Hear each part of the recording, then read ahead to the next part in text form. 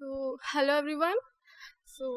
I'm Divya, and first of all, thank you Shori and its team for this opportunity, and I'm very glad to be here. So, ji, okay.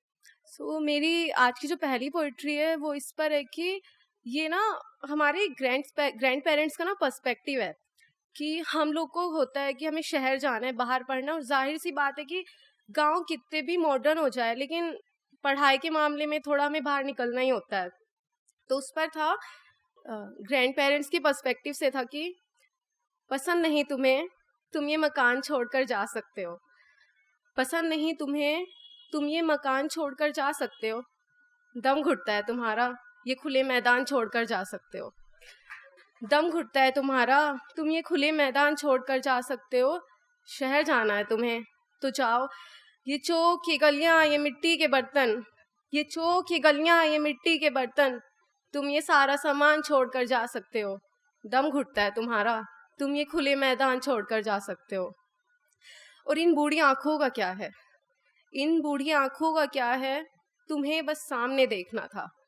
इन बूढ़ी आंखों का क्या है, तुम्हें बस सामने देखना था। खैर छोड़ो, तुम ये अरमान तोड़कर जा सकते हो। शहर जाना है तुम्हें तो जाओ, दम घुटता है तुम्हारा, तुम ये खुले मैदान छोड़कर जा सकते हो। तो अब वो शहर जाके जो बच्चे पढ़ते हुए प्यार में पढ़ते हैं, तो फिर ये अगली कविता उसके लिए थी कि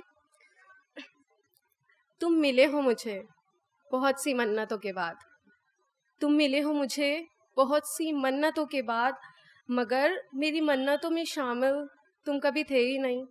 शामिल था तो वो शख्स जो मुझे जानने के बाद भी पहचानने की तलब रखे, जो अपने गुस्से, अपनी नाराज़गी में भी अपने लहजे में कदम रखे।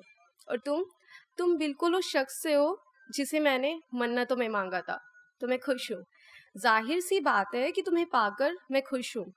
खुश हूँ ठीक उसी तरह जैसे द्रौपदी को अपने हर वर में अपनी हर इच्छा का अवशेष मिला था, जैसे किसी नालायक बच्चे को काम कोई विशेष मिला था, जैसे मैडम क्यूरी को अंधेरे में रेडियम का आभास हुआ था, जैसे वृंदावन में राधा के कदमों का पढ़ना खास हुआ था। तुम उस जीत से हो, तुम उस जीत से हो जो बच्चे को गिरकर, उठकर, दौड़कर और फिर अव्वल आने पर मिल जाती है। तुम ना उस आवाज़ से हो जो दिल से दिल तक जाती है। मगर कब तक साथ रहोगे? एक दिन तो तुम चले जाओगे ना, क्योंकि मैं जानती हूँ एक रोज़ मुझे जानने के बाद मेरे अक्ष से तुम थक जाओगे। एक दिन अपने गुस्से, अपनी नाराज़गी में तुम अपनी तहज़ीब भूल जाओगे, और उस रोज़ हम हार जाएंगे इस रिश्ते को। ठीक उसी तरह जैसे पांडव हार गए थे द्रौपदी को भरी सभा में, जैसे वो नालायक बच्चा शामिल नहीं था किसी की भी दुआ में, जैसे मैडम क्यूरी को उनकी जीत का उपहार नहीं मिला था, या राधा और कृष्ण को उनके प्यार का संसार नहीं मिला था।